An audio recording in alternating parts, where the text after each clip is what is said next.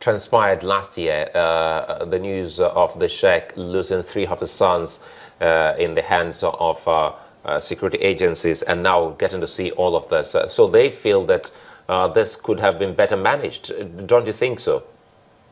What I want you to understand, the Nigerian Army is not against any individual or group of persons. We are against criminals and criminality in the society. And whoever is not ready to operate within the ambits of the Nigerian law, I think something has to be done about that. So looking at, we also have a report. I mean, our correspondent visited the headquarters of the Shiite movement, and it would look like everything there that used to mark that sect has been leveled to the ground. What would you say that, you know, has informed the decision of the Nigerian Army to take that particular decision against the sect? What I want you to understand is that we are targeting criminals and criminality. And whatever transpired is subject to inquiry, and I don't want to like to comment on that. We'll wait for the outcome of that inquiry. Have you had any encounters with the sect besides the 2 you've talked about now? Any other encounters? Are you talking to me in my personal capacity, or I'm talking Nigerian about the army? Has the military, has the army had any encounters with the sect before now? I know where you are getting at. You want to think that we are trying to, you know, lend vengeance or whatever it is, but it is not like that.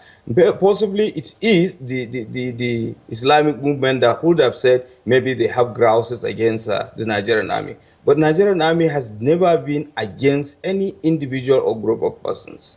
But why would you think they would have a grouse against the Nigerian army? Has the army offended it in any way? Possibly, just like your colleague has mentioned, that losing a son, and I could remember some time ago, they were talking about, you know, the incidents that happened in Zaria last year, and, you know, the efforts being done. And I can tell you, when the President Chief of Army Staff came on board, he dusted all the file, and he wanted, and in fact, the process is ongoing, to ensure that he unraveled the circumstances behind that altercation and make sure that justice is done.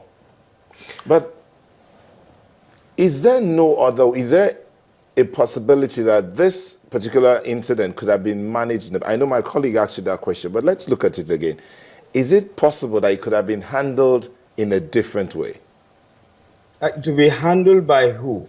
The perpetrators of the attempted assassination or the Nigerian army?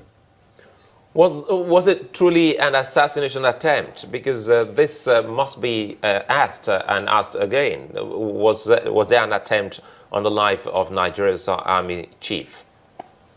What I want you to understand is that there are abundant evidences and there are witnesses to the kind of the circumstances that led to that.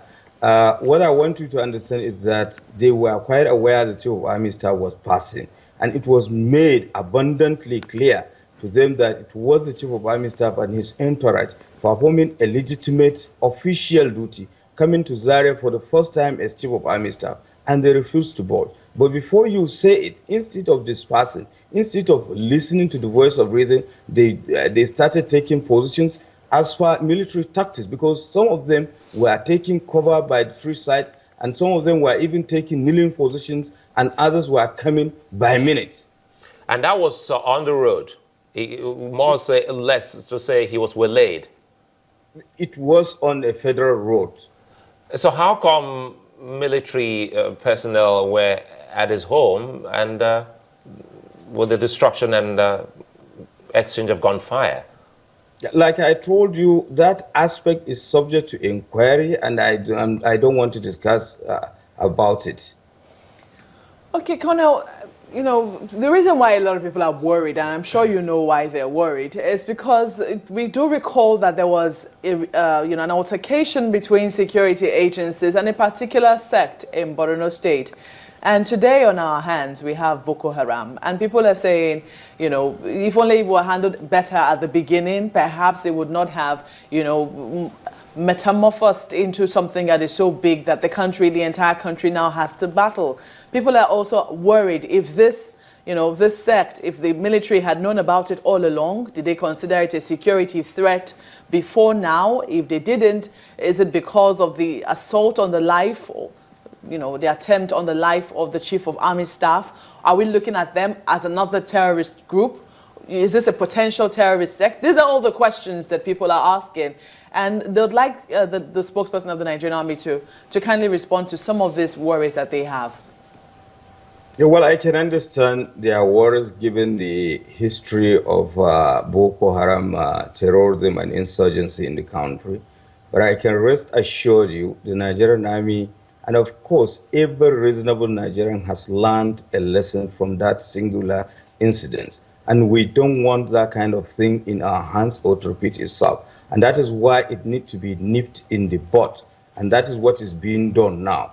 And unlike the previous instances, where you carry law into your hands, this time around a meticulous process is being followed, and that process, I will implore Nigerians to please exercise restraint and patience so that we wait for the outcome of it. And in any case, again, this is for the media. Please, I want you to always verify rumor and eschew rumor mongering. For instance, a lot of people were bandying a lot of casualty figures, which turned out not to be true, and so many things and so many other things. So kindly verify your facts before you go to press. Colonel, as much as possible, we will always try to verify. I don't know if you're talking about our own medium, but you know that Channels Television will always call the Nigerian Army to also ask its own side of the story before we ever publish anything. And we hope that the Nigerian Army will always, lend an ear of support and also, give their response whenever it is that we call. Yeah, we'll always do that, like I'm doing now. We'll say many thanks to you. We do hope that in the days to come we'll call you for updates on this, especially those in Kaduna State will love to know what exactly is happening. And you have just told us that Sheikh Zakzaky and his wife are fine and alive, which is very key here, and in protective custody, right? Exactly. Many thanks, Colonel Sani Usman, Army spokesman, for speaking with us on this clash between the Shiite movement and the Nigerian military. We do hope that as soon as we get a new spokesperson for the Shiite movement to speak on this matter, to tell their own side of